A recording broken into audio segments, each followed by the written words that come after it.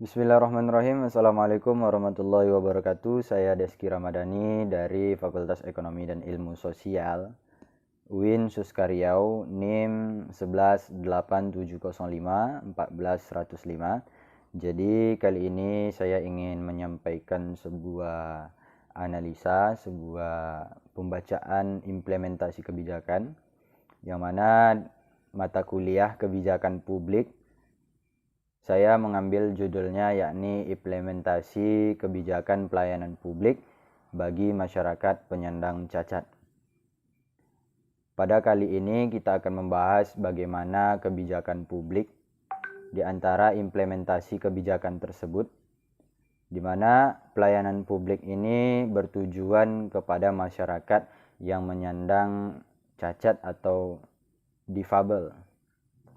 Jadi sesuai dengan rujukan kita kebijakan publiknya, yakni di mana tertera pada Undang-Undang Nomor 4 Tahun 1997, Pasal 1 Ayat 1 dan Peraturan Pemerintahan Nomor 43 Tahun 1998, di mana di situ dinyatakan bahwa sebagaimana warga masyarakat lainnya penyandang cacat itu berhak mempunyai kesamaan kedudukan, hak dan kewajiban dalam berperan dan berintegrasi secara total sesuai dengan kemampuannya dalam segala aspek kehidupan dan penghidupannya, di mana dijelaskan di sini di dalam undang-undang tersebut nomor 4 tahun 1997 pasal 1 ayat 1 serta peraturan pemerintahnya nomor 43 tahun 1998 dijelaskan bahwasanya kita itu memiliki kesetaraan hidup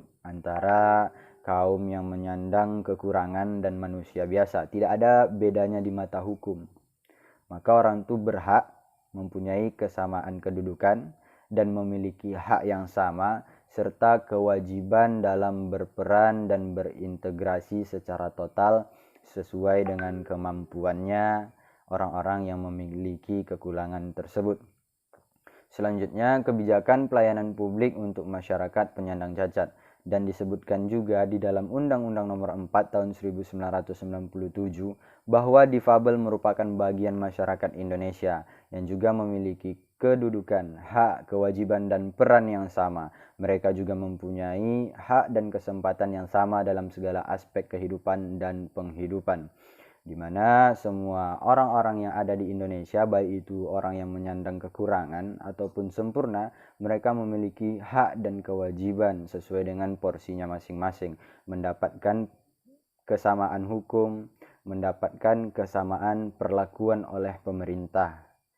Dan pada pasal 10 ayat 1 dan 2 dari Undang-Undang Nomor 4 Tahun 1997 tersebut dinyatakan bahwa setiap kesempatan bagi penyandang cacat dalam segala aspek kehidupan dan penghidupan dilaksanakan melalui penyediaan aksesibilitas. Pasal 10 ayat 2, penyediaan aksesibilitas dimaksudkan untuk menciptakan keadaan dan lingkungan yang lebih menunjang penyandang cacat agar dapat hidup bermasyarakat.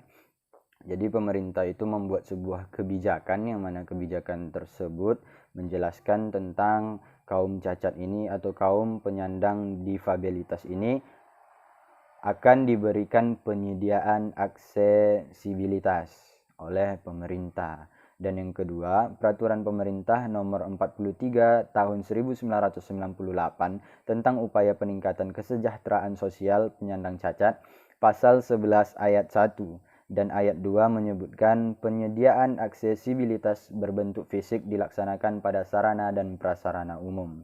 Jadi bagi kaum-kaum yang memiliki kekurangan tersebut juga menyediakan aksesibilitas berbentuk fisik di mana dilaksanakan pada sarana dan prasarana umum, sebagaimana yang telah kita lihat pada kali ini atau yang telah kita lihat di kehidupan biasa kita melihat itu ada sarana umum atau prasarana umum yang memang khusus untuk penyandang kekurangan tersebut.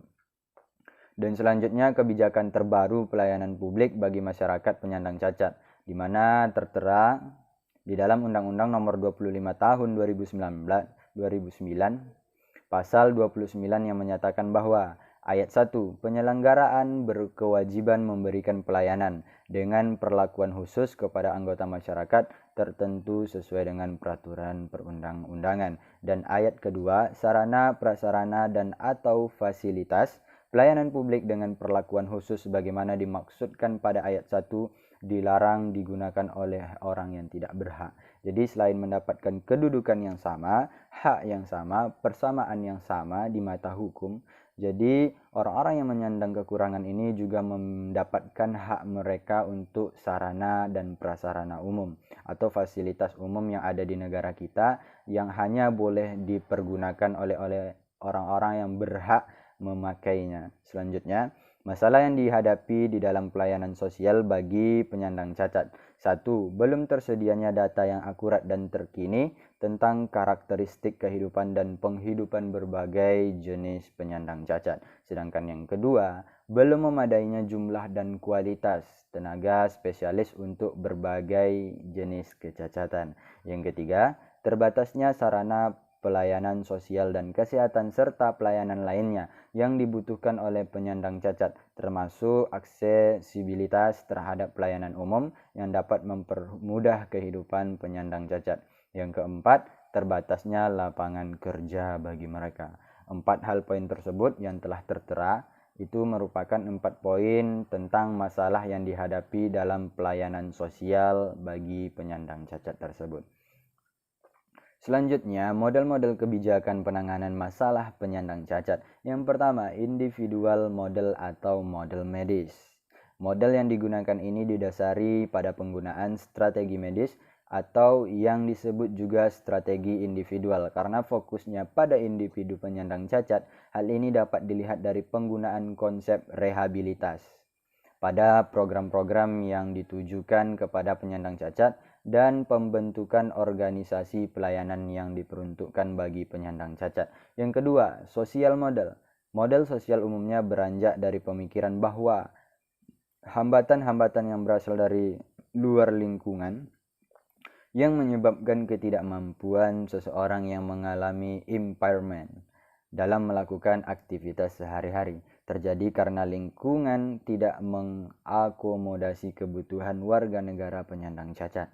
Misalnya, arsitektur bangunan didesain dalam bentuk berundak-undak sehingga penggunaan kursi roda tidak dapat masuk atau menggunakan bangunan tersebut. Dengan kata lain, ada pengabaian terhadap hak-hak penyandang cacat atau dapat kita katakan diskriminasi. Oleh sebab itu, hak-hak penyandang cacat harus lebih dilindungi lagi.